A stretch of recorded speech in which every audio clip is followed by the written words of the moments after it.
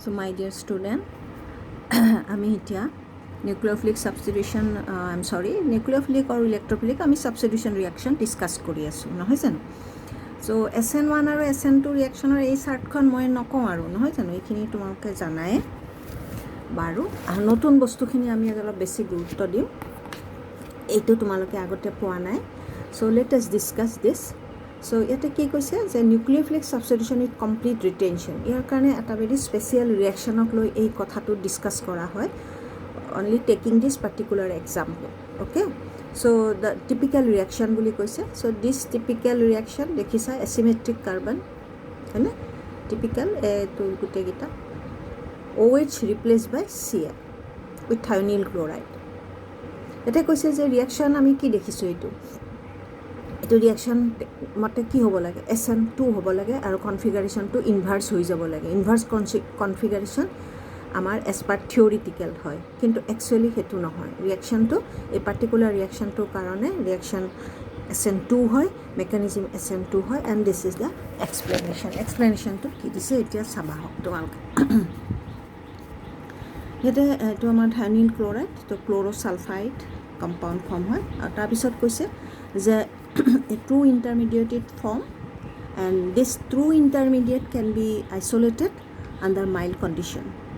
So a true intermediate to under mild condition it can be isolated. Okay, and retention of configuration এই particular reaction to আৰু এটা কথা কৈছে যে এটা কথা কৈছে যে চোৱা, this undoubtedly indicates that the alkyl chlorosulfide becomes into R plus and OSOCl. The anion is decomposed instantaneously into SO2 and Cl ion. The carbocation and Cl ion constitute an intimate ion pair. Okay, তো গতিকে আমাক এইটো মেকানিজিমটো আমি এতিয়া চাওঁ যে এইটোৱে mechanism, this is this slow carbonium ion, এইটো আমাক ক'লে এইটো আমাৰ এনায়ন ডিকম্প'জেছ ইনষ্টেনিয়াছলি বুলি ক'লে। ইনষ্টেনিয়াছলি ডিকম্প'জ হৈ SO2 হ'ল আৰু আমাৰ কি ফৰ্ম হ'ল, Cl মাইনাছ আয়ন ফৰ্ম হ'ল বুলি কৈছে। আৰু এইটোকে কি বুলি কৈছে, এইটোকে কৈছে ইণ্টিমেট আয়ন পেয়াৰ। কেতিয়াবা কি হয় পৰীক্ষাত তোমালোকক হয়তো 1 নম্বৰৰ প্ৰশ্ন কুৱেশ্যন পেপাৰত আহে, প্ৰথম প্ৰশ্নটো 1 নম্বৰৰ 7টা প্ৰশ্ন আছে কুৱেশ্যন পেপাৰত দেখিবা, তাতে হয়তো সুধিব what is intimate ion pair. গতিকে ইণ্টিমেট আয়ন পেয়াৰটো তাৰমানে ক'ত ক'ব লাগিব যে আমি এই ৰিয়েকশ্যনটোক SNI বুলি কয়। SNI ৰিয়েকশ্যনত আমি এইটো পাওঁ, এইটোকে ইণ্টিমেট আয়ন কয়। বুজি পাইছানে? এইটো 1 নম্বৰৰ প্ৰশ্ন হিচাপে সুধিব পাৰে। So' configuration of reactant, such reaction which entering the living group are present in the same molecular known as intramolecular or internal nucleophilic substitution reaction. এই particular reactionটোক কৈছে SNI reaction বুলি। So what is SNI reaction? SNI reaction typical this example, our example to, and this is the mechanism. ইয়াতে অন্য এটা আৰু উদাহৰণ কৈছে এলাইলিক ৰিএৰেঞ্জমেণ্টৰ কাৰণে। তোমালোকৰ কিতাপখনত মই এইটো দিছোঁৱে তোমালোকৰ ফটোটো, যিটো কৈছে SNI ইন্ট্ৰামলিকুলাৰ নিউক্লিওফিলিক সাবষ্টিটিউশ্যন উইথ এলাইলিক ইনভাৰ্জন। এইটোত আকৌ SNI কৈছে ইন্ট্ৰামলিকুলাৰ হোৱাৰ কাৰণে। গতিকে এইটো হোৱাৰ পিছত আমাৰ আৰু এটা নতুন কথা থাকে, সেইটোক কৈছে neighbouring group participation and retention of configuration. Neighboring group participation, to another important, what is neighboring group participation and retention of configuration in substitution reaction. Yato saba particular a example to loy, typical kisuman example loy pele kisuman explanation ba notun shobdo we introduce here. You see this mechanism here, the bromine is there and bromine is substituted by OH. So yate koise nucleophile can attack only from the front side leading to retention of configuration. Eto to thik tenekwa asymmetric carbon hoy aru iare explanation to ki koise yate koise je yate eta neighboring group participation eta hoy, ene dhoroner eta intermediate form hoy jitu carbon positive হৈ আছে বাট ই negative হৈ আছে, ইয়াৰ লগত ইয়াৰ এটা temporary এনেধৰণৰ এটা relationship হয় আৰু OH সেই কাৰ্বনটোক এটেক কৰোঁতে তাৰ ৰিটেনশ্যন হয়, কনফিগাৰেশ্যনটো ৰিটেনশ্যন হয়। চ'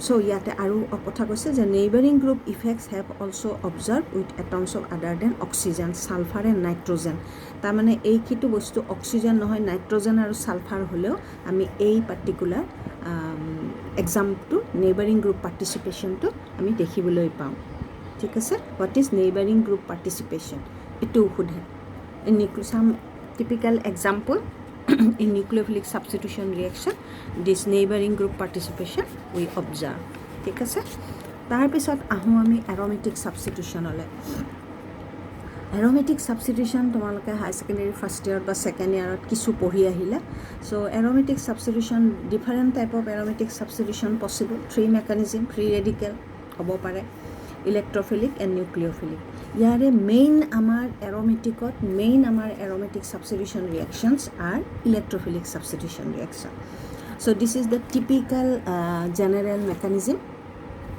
of electrophilic substitution reaction এই mechanismৰ এই step kita বুজি উঠি পালে মনত ৰাখিবলৈ চেষ্টা কৰিবা এই পাৰ্টিকুলাৰ ষ্টেপটো যদি বুজি পাইছা তেনেহলে তুমি aromatic substitution reaction মনো যদি হয় মনো সাবস্টিটিউশন তেনেহলে তুমি লিখিব পাৰিবা ইয়াতে এটো ইলেক্ট্ৰোফাইল সো গটিকে এটো হল আমাৰ হৈছে ইয়াত এটো কাৰ্বন পজিটিভ হল এটো কাৰ্বন পজিটিভ হৈছে ৰেজোনেন্স স্ট্ৰাকচাৰটো সো এই যে কাৰ্বনটো পজিটিভ হৈছে আসলতে এটো ইয়ালৈকে গৈছে এটো ইয়ালৈকে যাওঁতে এই দুটা হল এটো কাৰ্বন পজিটিভ হল যে এটো পজিটিভ হল এটো ইয়ালৈকে আহিলে এটো ইয়াত হয় এটো পজিটিভ হল অৰ্থাৎ এই স্ট্ৰাকচাৰটো এটা বুজিব চেষ্টা কৰা তুমি চোৱা এই কাৰ্বন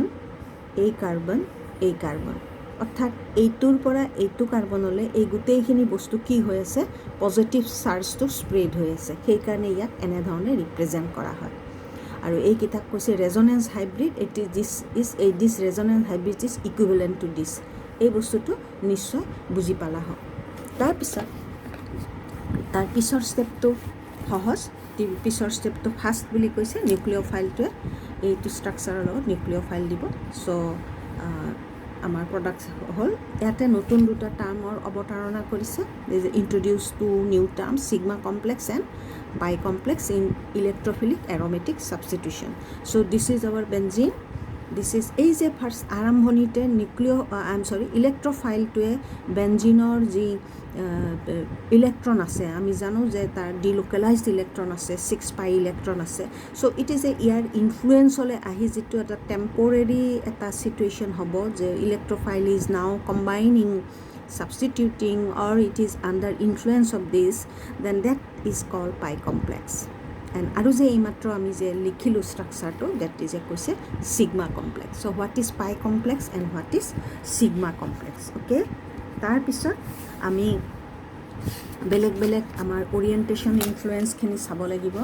ওৰিয়েন্টেশন ইনফ্লুয়েন্স বা অৰ্থপেৰা ডাইৰেক্টিং আৰু মেথা ডাইৰেক্টিং এই দুটা লিষ্টে তোমালোকৰ জিভাৰ আগত থাকিব লাগিব কাৰণ স্ট্ৰাকচাৰ লিখি তোমালোকে কোনটো গ্ৰুপ অৰ্থ ডাইৰেক্টিং কোনটো গ্ৰুপ পেৰা ডাইৰেক্টিং অলপ কিছু কেইটামান গ্ৰুপৰ কাৰণে মনত ৰাখিব লাগিব কেনেকুৱা ধৰণৰ কথা মনত ৰাখিব লাগিব কাৰণ এইগুলা বায়'মলিকুলাৰ যেতিয়া সাবস্টিটিউশন আহিব যদি অলৰেডি সাবস্টিটিউটেড বেনজিন নিউক্লিয়াছ এটা ফাৰ্দাৰ সাবস্টিটিউশন হয় ডাই সাবস্টিটিউশন হয় তেতিয়া হলে অলৰেডি এক্সিষ্ট গ্ৰুপটোৱে কি ডাইৰেকশন দিব যাক কৈছে ডাইৰেক্টিভ ইনফ্লুয়েন্স এই দুটা গ্ৰুপৰ কথা তোমালোকে হাই সেকেন্ডাৰী ফাৰ্ষ্ট ইয়াৰত পাইছা আৰু এই ধৰণৰ লিষ্টখন অকমান এটা আইডিয়া ল'ৰা ছোৱালী কোনটো গ্ৰুপ যেনে এইটো এসিড ক্লোৰাইডে হওক বা থাইমিল ক্লোৰাইডে হওক বা এলডিহাইডে হওক কোনটো গ্ৰুপ কি ডাইৰেক্টিভ এই সম্পৰ্কে কিছু আইডিয়া থাকাৰ কাৰণে তোমালোকে প্ৰেক্টিছ কৰি এইবিলাকৰ মনত ৰাখিব লাগিব কিছু